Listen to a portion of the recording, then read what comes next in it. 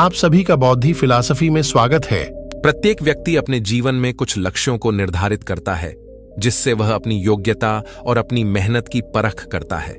यदि लक्ष्य हासिल न हो तो वह अपनी कमियों को देखता है, उसमें सुधार करता है और फिर उन लक्ष्यों को हासिल करने की कोशिश करता है। कई लोग अपने लिए लक्ष्यों को निर्धारित करते हैं और उसको पाने के लिए रणनीति भी बनाते हैं, लेकिन वे असफल होते हैं।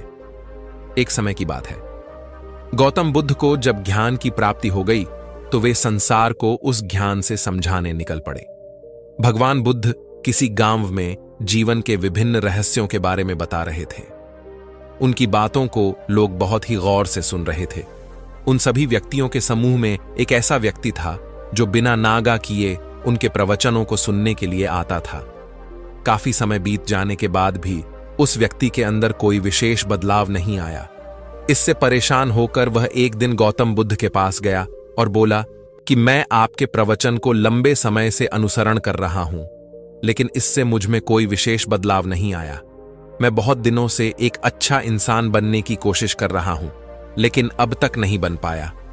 गौतम बुद्ध उस व्यक्ति की बातों को सुनकर मुस्कुराए।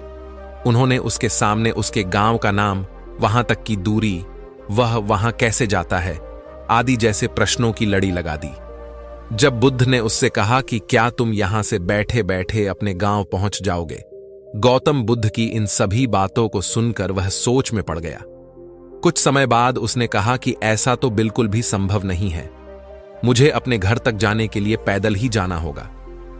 इस पर भगवान बुद्ध ने कहा कि अब आपको अपने प्रश्न का उत्तर मिल गया होगा। यदि आपको अपने गांव का रास्ता पता हो, लेकिन इस जानकारी को व्यवहार में बिना लाए वहां नहीं पहुंचा जा सकता है, उसी प्रकार यदि आपके पास ज्ञान है और आप इसको अपने जीवन में अमल में बिना लाए एक बढ़िया इंसान नहीं बन सकते। ज्ञान को अपने व्यवहार में लाना आवश्यक है। इसके लिए आपको दृढ़ निश्चय के साथ निरंतर प्रयास करना होगा। गौतम बुद्ध की इन सभी बातों को सुनकर वह समझ जाता है कि ज्ञान को सिर्फ ग्रहण करने से नहीं, बल्कि उसको अपने जीवन में अमल करने की जरूरत होती है। इस कहानी का सार, ज्ञान को व्यवहार में लाए बिना लक्ष्य की प्राप्ति नहीं की जा सकती है। दोस्तों, अगर आपको वीडियो से कुछ सीखने को मिला है तो इस चैनल को एक सब्सक्राइब और इस वीडियो को एक लाइक करके एक प्यारा सा कमेंट जरूर करें।